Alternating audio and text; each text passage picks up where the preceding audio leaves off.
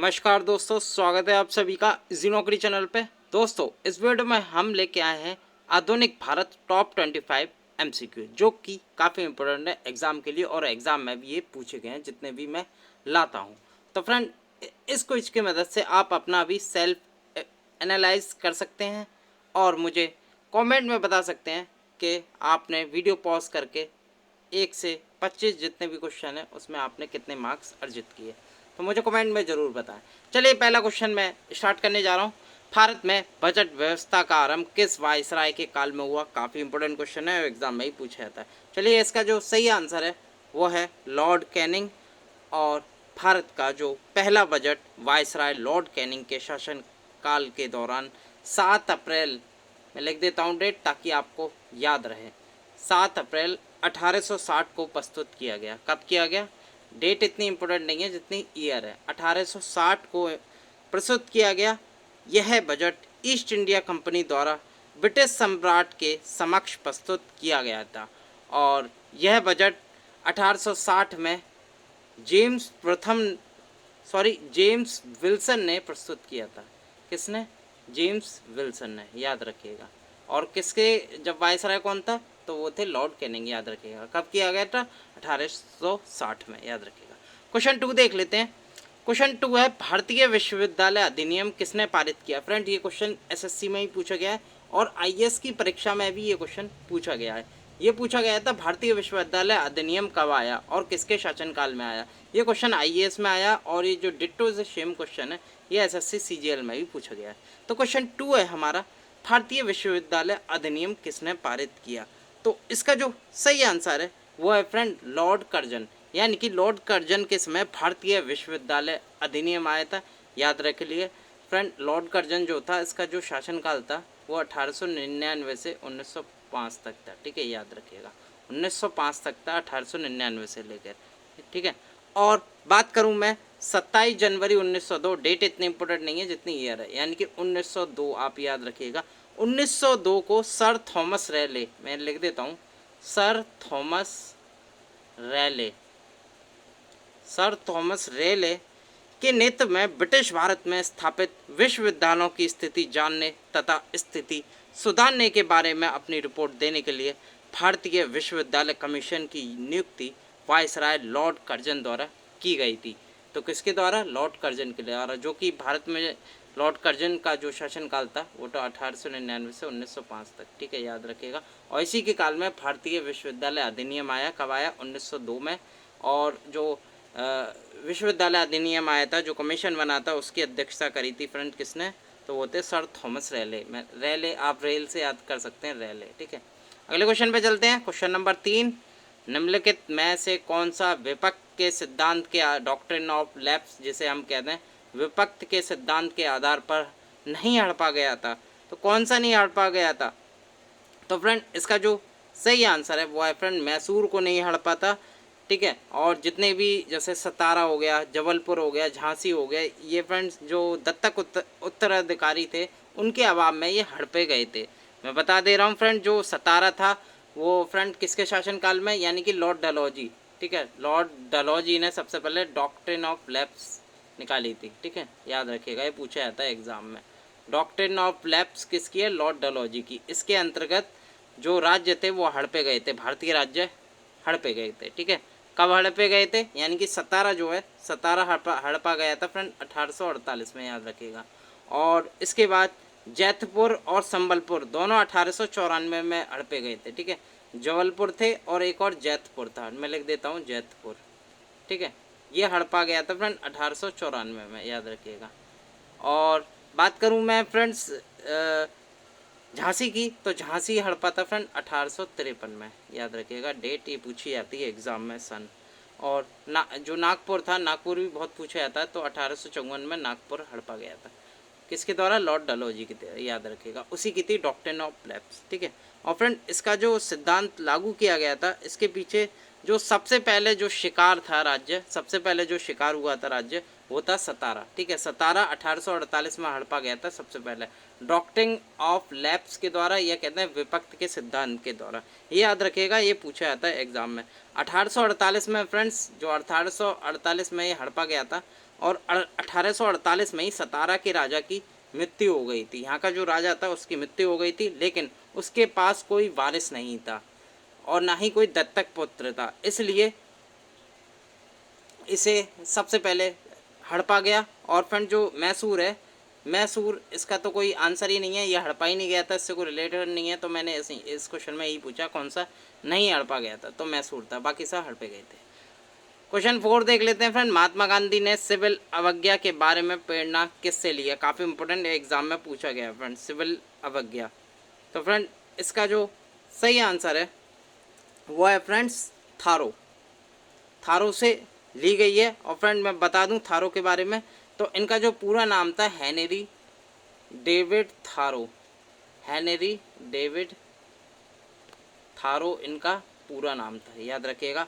और फ्रेंड्स इन्हीं की प्रेरणा से, यानी कि ये फ्रेंड जो थारो थे, हेनरी डेविड थारो एक तरह की नोवेलिस्ट थे और बुक्स लिखते थे अच्छी अच्छी। ये फ्रेंड अमेरिकन थे, याद रखिएगा, ये अमेरिका के एक तरह का एसेइस्ट हैं, जो फ्रेंड निबंध लिखते हैं ना, उसे क्या कहते हैं? उसे कहते हैं एसेइस्ट। मैं लिख देता हूँ, एसेइस्ट कहते हैं जो निबंध वगैरह लिखते हैं। तो ये अमेरिका के थे और ये निबंध वगैरह लिखते थे और इन्होंने कई नोवेल बुक्स भी लिखी हैं। तो इनकी एक बुक्स थी जो मैं बता दूं, वॉल्डन, इनकी बहुत फेमस हुई थी।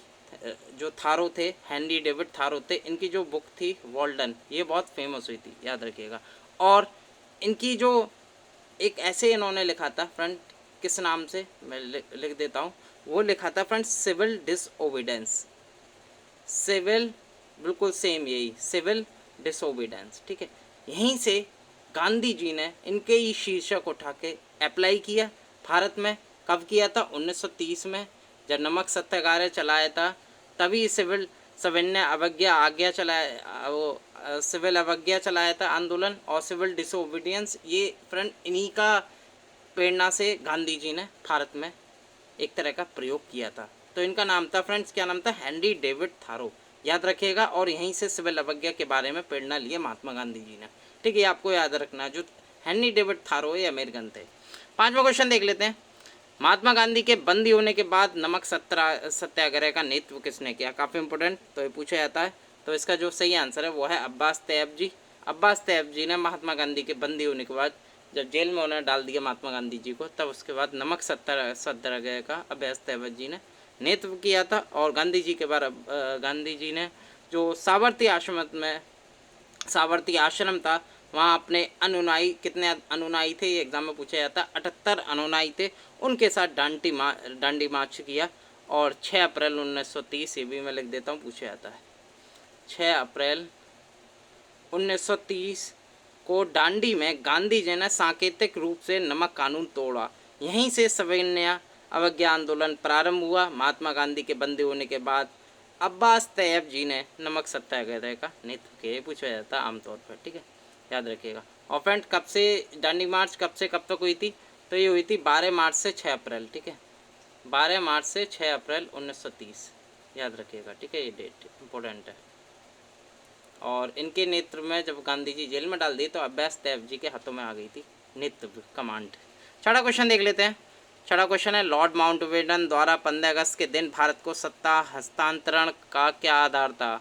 4 ऑप्शन आपके सामने, ठीक है। अगर मैं पढ़ूंगा तो टाइम वेस्ट होगा, तो इसका सीधा सीधा आंसर बता दे रहा हूँ फ्रेंड। इसका जो सही आंसर है वो है फ्रेंड्स एडमिरल माउंटबेटन के समक्ष जापानी सीमा के समर्पण की वर्षगांठ, इसलिए लॉर्ड माउंटबेटन द्वारा 15 अगस्त के दिन को भारत को सत्ता जो थी हस्ताक्षर का आधार बना था, जो 15 अगस्त था। 15 अगस्त को ही दी गई थी, 15 अगस्त को ही भारत आज़ाद हुआ था, 15 अगस्त 1947 को।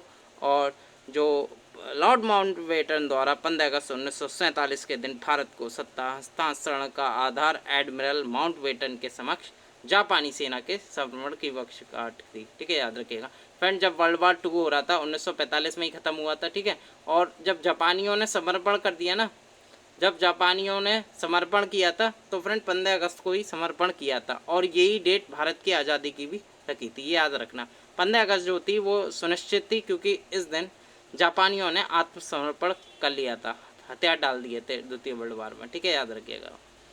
7वां क्वेश्चन देख लेते हैं। गांधी जी से दक्षिण अफ्रीका में मिलने के लिए निम्नलिखित में से कौन गया था, ये पूछा जाता है अक्सर एग्जाम में। तो फ्रेंड जो गांधी जी के राजनीतिक गुरु थे वही जाएंगे मिलने। तो इसका जो सही आंसर है गोपाल कृष्ण गोखले, जो कि गांधी जी के राजनीतिक गुरु भी थे और गांधी जी से दक्षिण अफ्रीका में मिलने गोपाल कृष्ण गोखले गए थे। दक्षिण अफ्रीका की सरकार ने उन्हें अपना मेहमान माना और आश्वासन दिया कि भारतीयों के प्रति भेदभाव बरतने वाले सारे कानून समाप्त कर दिए जाएंगे। तो इसका जो सही आंसर था वो सी। 8वां क्वेश्चन देख लेते हैं फ्रेंड, नमक सत्याग्रह किस वर्ष में हुआ था। काफ़ी इंपॉर्टेंट है, एग्जाम में पूछा गया था और अभी मैं बता चुका हूँ फ्रेंड नमक सत्याग्रह। और किसके जो आंदोलन था वो क्या था, तो वो सिविल डिसोबीडेंस मूवमेंट था, यानी कि सविनय अवज्ञा आंदोलन था। ठीक है, याद रखिएगा, सिविल डिसोबीडेंस मूवमेंट था। और नमक सत्याग्रह जो कि चलाया था वो बी ऑप्शन बिल्कुल सही है। मैंने बताया जैसे 12 मार्च से चलाया गया था फ्रेंड 6 अप्रैल 1930, याद रखिएगा 12 मार्च से 6 अप्रैल 1930 में ये चलाया गया था। और इनके साथ जो अनुनायी थे वो 78 अनुनायी थे।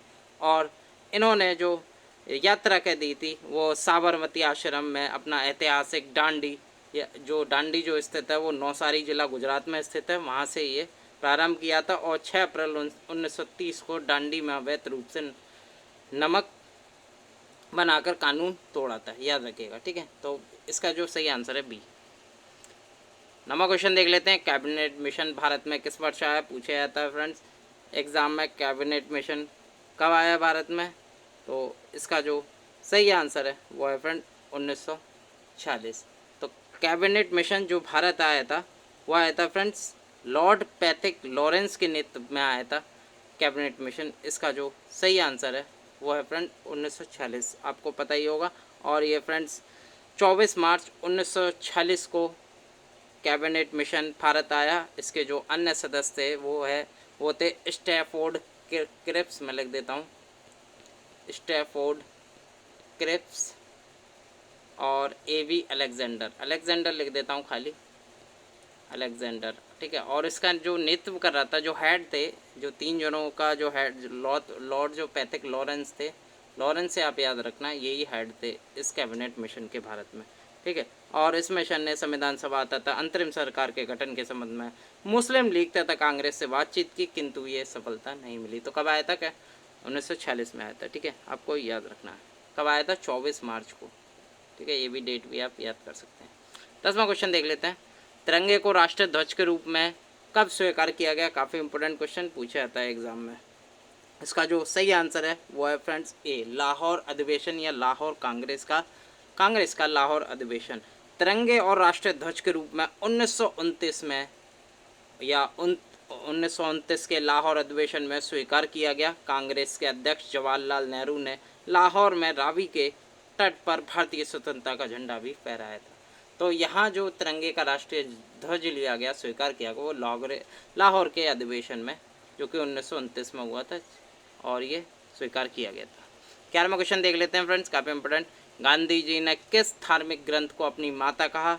तो इसका जो सही आंसर है फ्रेंड्स, ऑप्शन से ही पता पड़ रहा है, इसका जो सही आंसर है वो है फ्रेंड्स सी, यानी कि भगवत गीता को, हिंदू धार्मिक ग्रंथ भगवत गीता को महात्मा गांधी अपनी माता कहते थे। उनके अनुसार जो जब मुझे संदेह घेर लेता है, जब मैं निराश हो जाता हूँ, तब मैं भगवत गीता को पढ़ लेता हूँ, उन्होंने ये अपने विचार दिए थे। तो उन्होंने अपनी जो धार्मिक ग्रंथ को अपनी माता माना, भगवत गीता को, याद रखिएगा। 12वां क्वेश्चन देख लेते हैं, सोवियत संघ में भारत के प्रथम राजदूत के रूप में किसने काम किया। काफ़ी इंपॉर्टेंट और पूछा जाता है एग्जाम में। इसका जो सही आंसर है वो है विजय लक्ष्मी पंडित। सोवियत संघ में भारत की प्रथम राजदूत विजय लक्ष्मी पंडित थी। इसके अतिरिक्त कैबिनेट मंत्री बनने वाली भी प्रथम महिला विजय लक्ष्मी पंडित थी।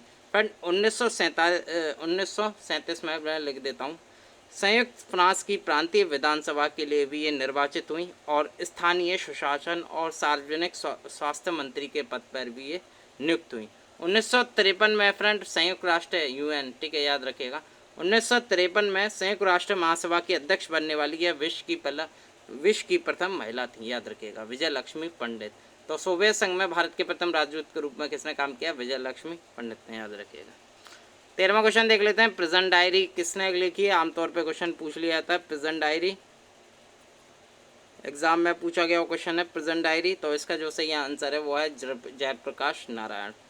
जयप्रकाश नारायण द्वारा प्रेजेंट डायरी लिखी गई थी, जिसका प्रकाशन 1970 में हुआ।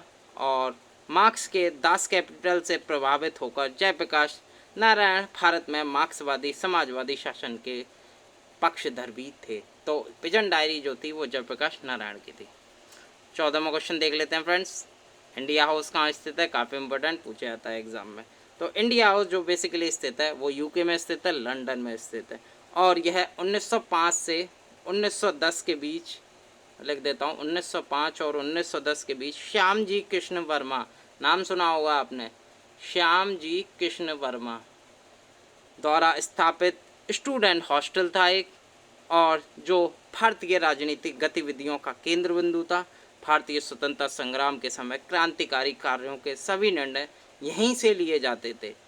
और यहाँ विनायक दामोदर, भीकाजी कामा, वीएन चटर्जी, लाला हरदयाल और वीएस अय्यर आदि ने क्रांतिकारियों कार्यों की रूपरेखा भी यहीं बनाई थी। तो इंडिया हाउस काफ़ी इंपॉर्टेंट है एग्जाम की दृष्टि से, और ये आया भी है कई बार एग्जाम में, लंदन में स्थित है।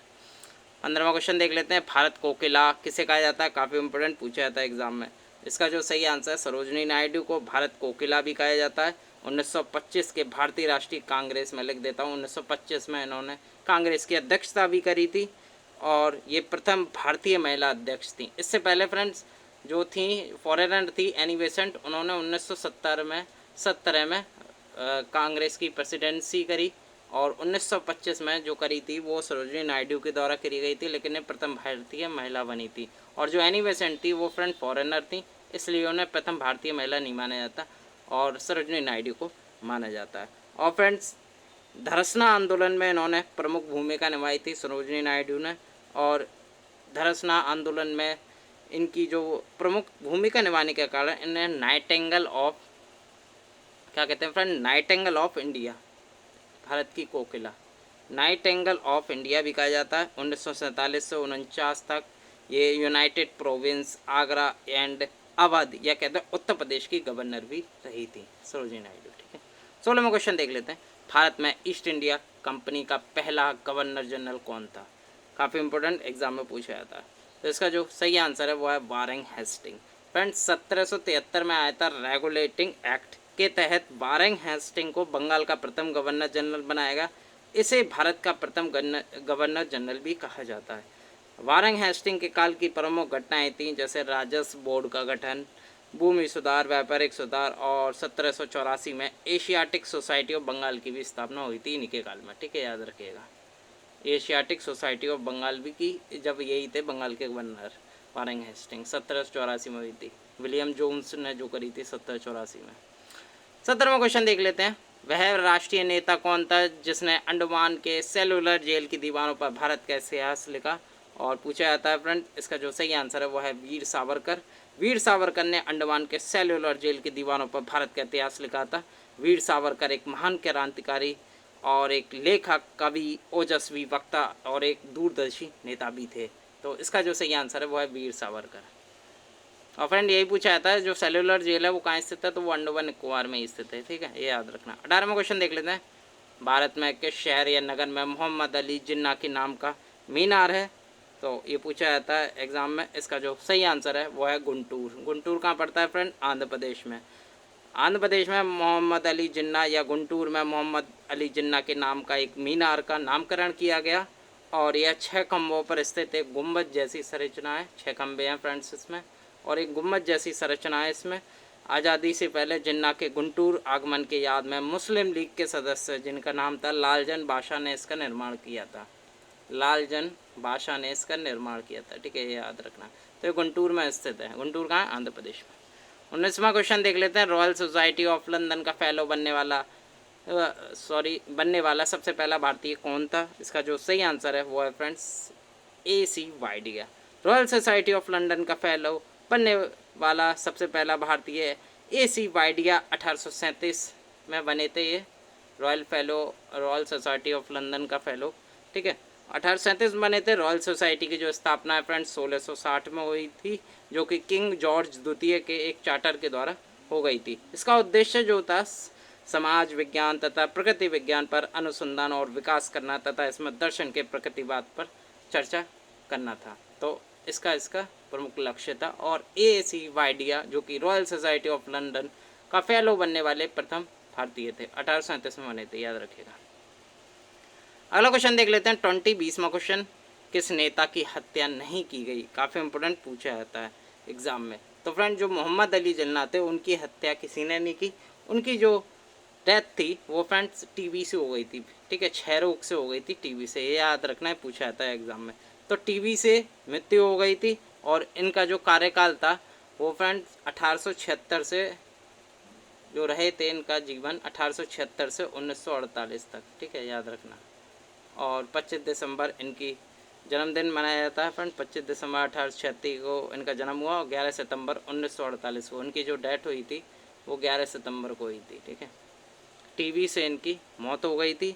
और ये अखिल भारतीय मुस्लिम लीग के अध्यक्ष 1913 से भारत की स्वतंत्रता या कहते हैं पाकिस्तान की भी स्वतंत्रता 14 अगस्त 1947 तक रहे तथा पाकिस्तान के प्रथम गवर्नर जनरल थे। और खिलाफत आंदोलन के समय जिन्ना ने एक समाचार पत्र कामरेड का भी संपादन किया था, याद रखिएगा। तो इसका जो सही आंसर है मोहम्मद अली जिन्ना। और बता दूं फ्रेंड जो महात्मा गांधी थे इनकी डेथ कर दी थी, इनकी गोली मार कर हत्या कर दी थी नाथूराम गोडसे ने। कहाँ की थी फ्रेंड्स? ये जब बिरला हाउस में थे, ये भी पूछा जाता कहाँ थे, बिरला हाउस में थे। अब इनके जो बिरला हाउस को जाना जाता है अब गांधी स्मृति, ठीक है, गांधी स्मृति। यहाँ नाथूराम गोडसे ने करीब शाम के 5 बजे ने गोली मार दी थी महात्मा गांधी को। वहीं लियाकत अली की बात करूं तो लियाकत अली जो थे वो फ्रेंड पाकिस्तान के प्रथम प्रधानमंत्री थे, याद रखिएगा।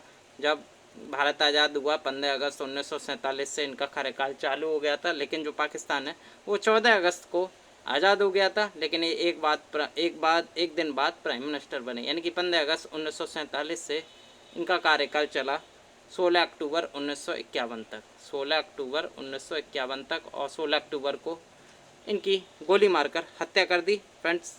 जो इनका असैसिनेशन था वो फ्रेंड्स एक स्पीच दे रहे थे रावलपिंडी में कंपनी गार्डन नाम की जगह पर, और वहाँ कुछ 2-3 लोगों ने उन्हें चेस्ट पर गोली मार दी और वहीं अचानक इनकी मौत हो गई मोहम्मद अली जिन्ना की।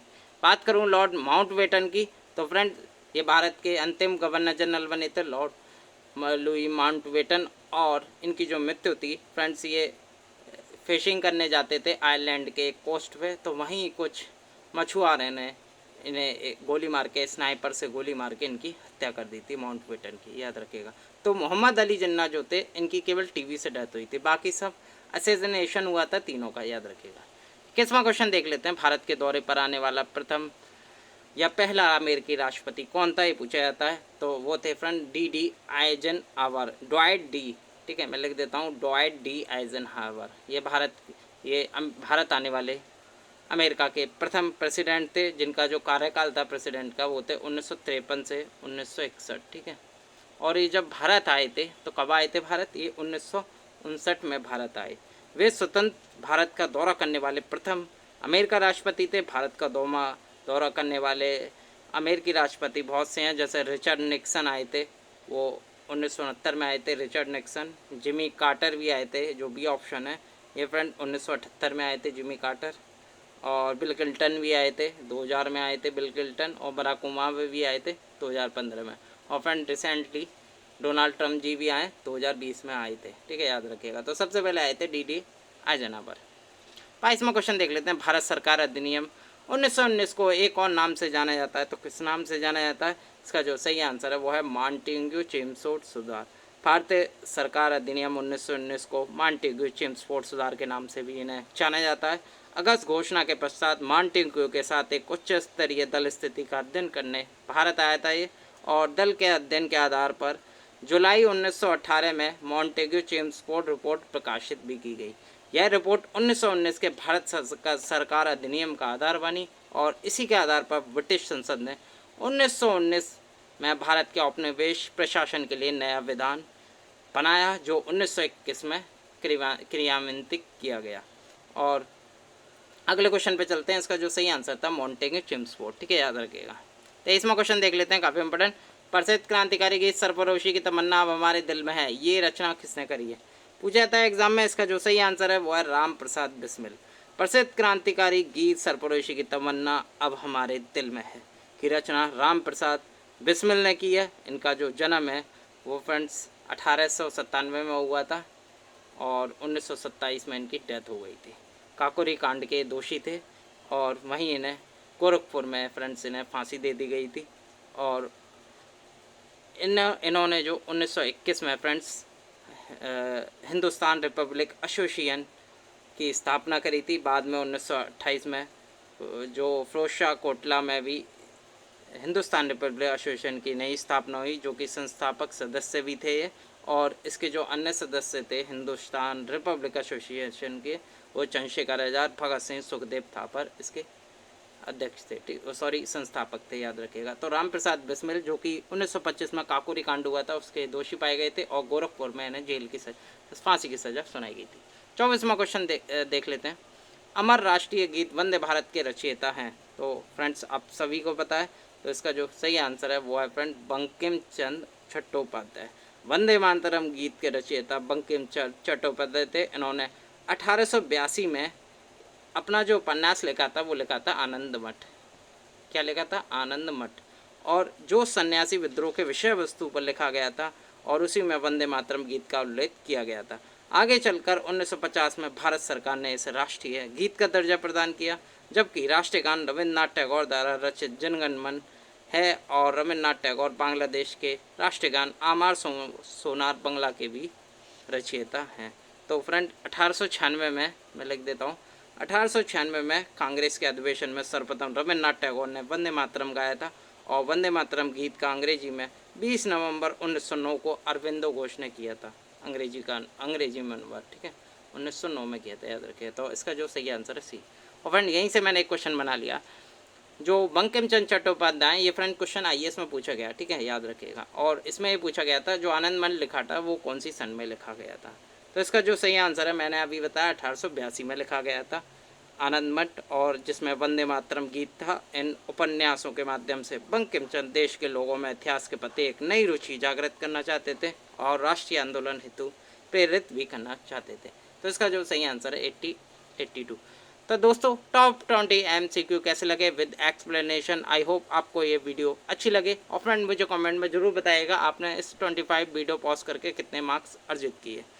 अगर वीडियो पसंद आए तो वीडियो को लाइक करना और हो सके तो वीडियो को शेयर भी कर देना। जो स्टूडेंट इस वीडियो के साथ हमारे साथ नए जुड़े हैं, इस चैनल पर नए जुड़े हैं, वो चैनल को सब्सक्राइब जरूर करें और वीडियो को लाइक ज़रूर करें। चलिए मिलता हूँ अगली वीडियो के साथ। धन्यवाद।